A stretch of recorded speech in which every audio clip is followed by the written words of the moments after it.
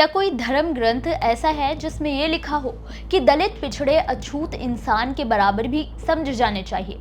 क्योंकि अगर इंसान समझे जाते तो जिंदा तो छोड़िए, मरने के बाद भी दलितों का अपमान नहीं होता। नमस्कार, मेरा नाम है मोहिनी। आप देख रहे हैं भीमसेना। पिछले 24 घंटे में दलितों के साथ होने वाली घटनाओं के बारे में जानेंगे, जिसे जानने के बाद आपको यह एहसास होगा कि मनुवादी आतंकियों के लिए आखिर दलित कहां एग्जिस्ट करते हैं। दलितों से जुड़ा पहला मामला उत्तर प्रदेश में होने वाले 2027 के विधानसभा चुनाव को लेकर है। चुनाव प्रचार में जहां वादों और इरादों का दौर होना चाहिए, वहीं एलजेपीआर ने समाजवादी पार्टी और कांग्रेस पार्टी को जमकर निशाने पर लेना शुरू कर दिया है। लोजपा रामविलास ने 2027 चुनावों में यूपी में अपनी तैयारी शुरू कर दी है, जिसे लेकर दलित चौपाल अभियान का आयोजन किया गया है। चौपाल को संबोधित करने पहुंचे लोजपा नेताओं ने राम मंदिर का मुद्दा भी खूब भुनाया। उन्होंने पूछा कि राम मंदिर की नींव एक दलित नेता कामेश्वर के हाथों रखी गई थी, इसीलिए राहुल गांधी और अखिलेश यादव निमंत्रण देने के बाद भी नहीं आए थे। सच तो ये है कि ये दोनों ही नेता सामंतवादी सोच के हैं। इन्हें चंदे की फिक्र है, बंदे की नहीं। आज तक राम मंदिर के निर्माण में एक योगदान नहीं दिया, लेकिन अब ये लोग चंदा चोरी का मुद्दा उठाकर खुद को बड़े हितैषी बता रहे हैं। विपक्ष एक गंदी राजनीति कर रहा है और इस चौपाल का एक ही मकसद है कि दलितों को जागरूक करें, ताकि ये पार्टी उन्हें बेवकूफ न बना सके। दलितों से जुड़ा अगला मामला मध्य प्रदेश के दतिया से है, जहां अभी हाल ही में हुए उपचुनाव में आजाद समाज पार्टी की तरफ से प्रत्याशी रहे दामोदर यादव को हार का सामना करना पड़ा। हालांकि ये बेहद हैरान करने वाली बात है कि इतना बड़ा जन समर्थन मिलने के बाद भी उनकी हार हुई। इससे कहीं ना कहीं आजाद की बात सही लगती है कि ईवीएम हटाना चाहिए, जैसा कि आजाद ने पहले ही वादा किया कि वो ईवीएम हटाने की दिशा में काम करेंगे। वहीं आसपा की हार के बाद चंद्रशेखर आजाद की कथित एक्स गर्लफ्रेंड रोहिणी घावरी ने सोशल मीडिया पर चुटकी ली है। घावरी ने कहा कि जो दतिया का एक चुनाव नहीं जीत सका, वो यूपी क्या जीतेगा। घावरी ने आसपा में शामिल होने वाले सभी कार्यकर्ताओं को चेतावनी दी है कि अभी वक्त है, आजाद से दूर हो जाओ वरना कहीं के नहीं रहोगे। आपको बता दें कि उपचुनाव के लिए खुद आजाद दामोदर यादव को सपोर्ट करने पहुंचे थे, मगर उनका आना भी काम नहीं आया। दतिया सीट से कांग्रेस प्रत्याशी घनश्याम सिंह ने जीत दर्ज की है।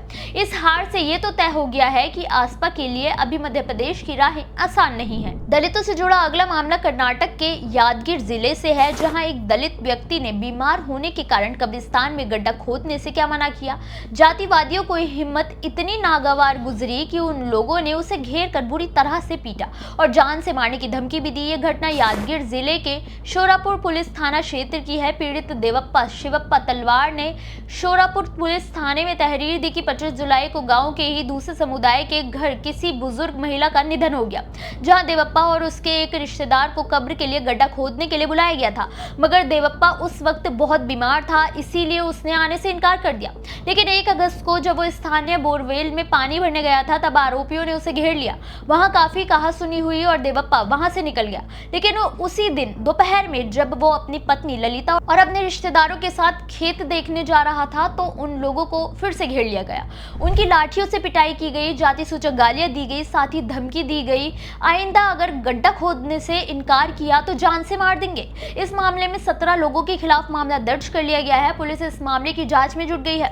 हालांकि अभी तक किसी को भी गिरफ्तार नहीं किया गया है। दलितों से जुड़ा अगला मामला महाराष्ट्र के मुंबई से है, जहां अब तक केवल दलित ईसाई खुद को अनुसूचित जाति में शामिल करने की लड़ाई में हार रहे थे। लेकिन अब बॉम्बे हाई कोर्ट ने ऐसी मुसलमान युवक की भी याचिका को खारिज कर दिया है, जिसे कन्वर्जन के बाद भी खुद को अनुसूचित जाति के लाभ के लिए योग्य बताया था।